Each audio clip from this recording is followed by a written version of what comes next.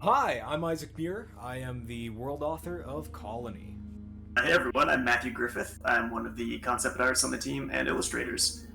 I just figured today we'd take a moment and kind of break down one of the paintings I did during a arts live stream, and just kind of walk you through my process and show you how the sausage is made, as it were. The delicious, delicious bug sausage. Yes, the fried crickets.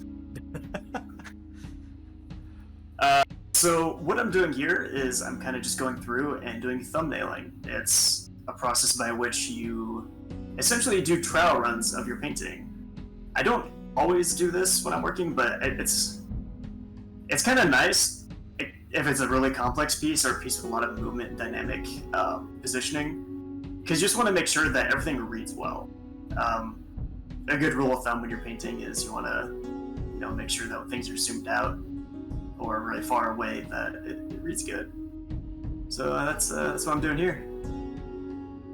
It's fantastic. And I think this also, because I'm always present during the art streams, this also gives me an opportunity to maybe add in my 2 cents on composition if something is very striking for me to point out and be like, oh, I really like that aspect about it, and maybe we incorporate that particular angle that you're working on, or whatever it may be.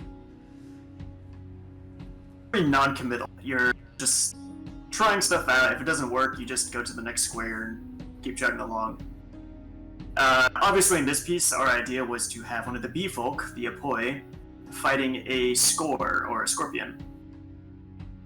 And one of the ideas with this piece was we want to demonstrate that sun amber, which is a material in the world of Colony, is particularly offensive against the children of Sek, the scorpions and spiders and all that. And so we just wanted a really dynamic piece of showing the scorpion kind of lunging, going after this bee, and just really showing a good dynamic fight. Really having a lot of kinetic energy in there. So I think that's one thing that I really love about both yours and Charles's art styles, is that you're able to really capture a lot of movement and like you said, dynamic energy, just being able to show power or speed in very, very subtle but super noticeable ways. It's very cool to see, and it's exactly what a project like Colony needs.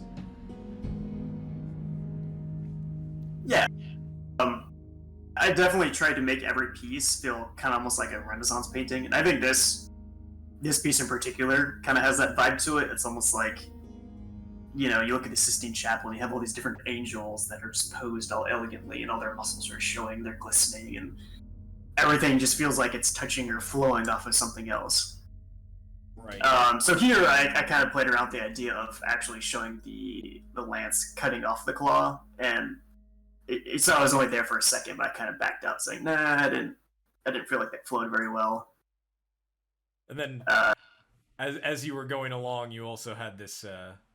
It almost felt like the scorpion was like on the brink of being able to grab the Apoi, like it was almost the end of this Apoi's life. But then you came up with this just brilliant idea to have the Apoi, which you'll see coming up here soon.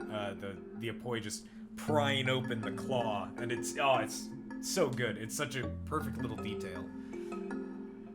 Yeah, like I said, like things just slightly touching each other, like showing that exchange of energies. The scorpion's trying to crush him, and he's fighting back, and so you don't really know who has the upper hand here.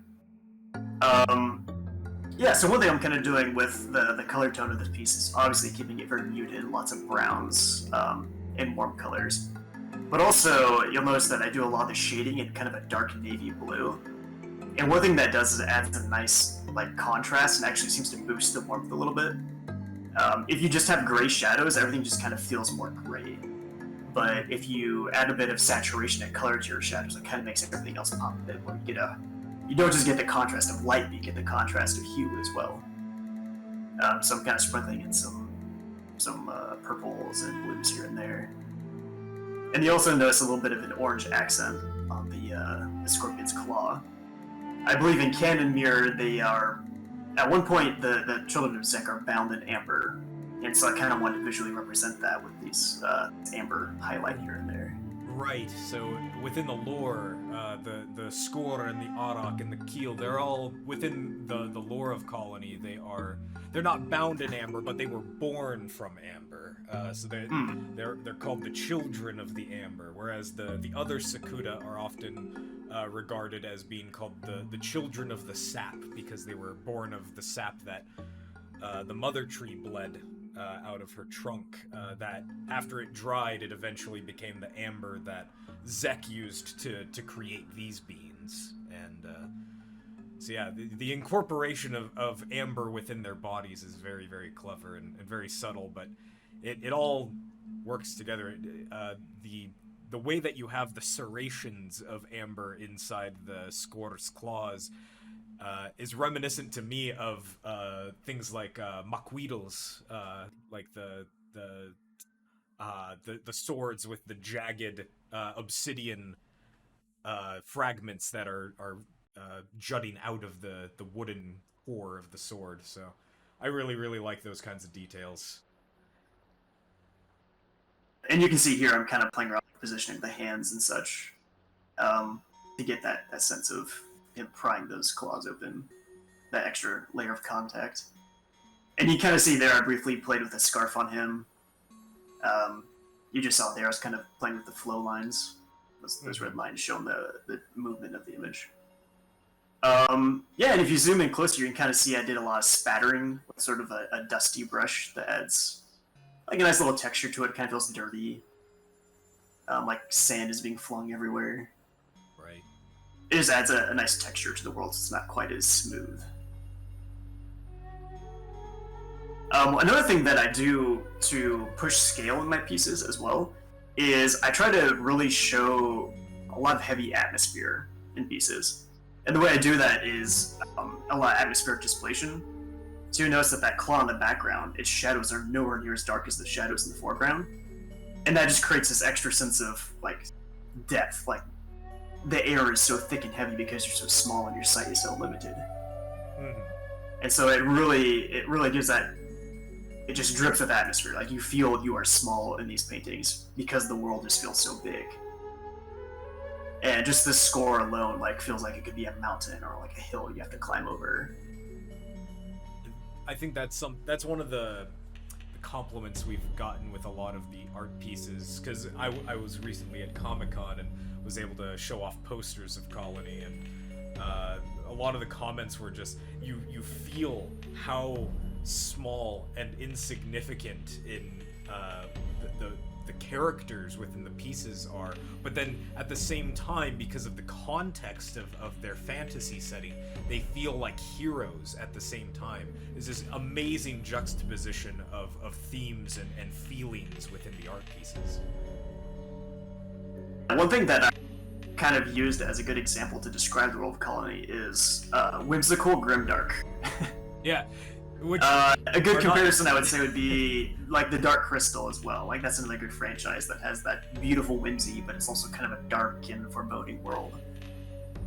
It's a juxtaposition that you don't see very often, and when you do see it, that it's not necessarily always played well. But then like you see things like Dark Crystal that are like they're practically like epitomes of the genre, and it's like I feel like what we've tapped into is very, very similar feelings to that. Yeah, I mean that was one of the biggest reasons that I like really decided to get on board with Colony, was when you described it to me. I just immediately had this very vivid image of this world of this like beauty and awe and also kind of terror. Like you are like the smallest creatures on this world, and everything else is bigger than you. And what does that even look like? Like how does your mind comprehend that? Yeah. The being able to look at perspective from a completely different angle of existence, of being, is one of the primary focuses that I love pushing with Colony. Is it completely changes the context of our storytelling, and it's great. I love it. Sure. Oh, I can see here I'm kind of putting the final touches on the piece. Another good rule of thumb for you artists out there who are looking to get started When it comes to detailing, focus on the things that people are actually going to look at. Use detail to drive interest in the piece. You'll notice that I zoom in a lot on the bee's face and the Skor's face. And I don't actually spend that much time on like the scorpion's tail and all that. So yeah, that's the final piece. And yeah, well, thank you so much for joining us today, Matt, and thank you for your artwork and your work on Colony. Of course. If you guys want, you can join our Patreon. We will be doing more art live streams, and you can talk to us directly, ask us questions, provide input, requests. We'll do these art pieces live. So we'll see you there. See you guys later. Bye-bye.